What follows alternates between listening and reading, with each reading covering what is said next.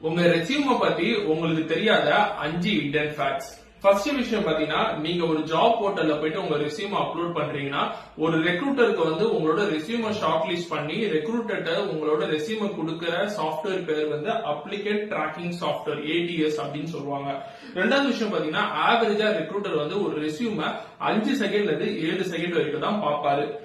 மூணாவது விஷயம் பாத்தீங்கன்னா, 76% ஆஃப் ரெசியூம் ரிஜெக்ட் பண்ணிடுவாங்க அவங்களோட இமெயில் ஐடி ரொம்ப அன்ப்ரொஃபஷனலா இருந்துச்சுன்னா. நாலாவது விஷயம் பாத்தீங்கன்னா, மோஸ்ட் ரெசியூம் ஷார்ட் லிஸ்ட் ஆகிற அதிகமான வாய்ப்பு அவங்களுக்கு நீங்க மெயில் மூலியமா அனுப்பினா மட்டும்தான் ரெசியூம் அதிகமா ஷார்ட் லிஸ்ட் ஆகும்.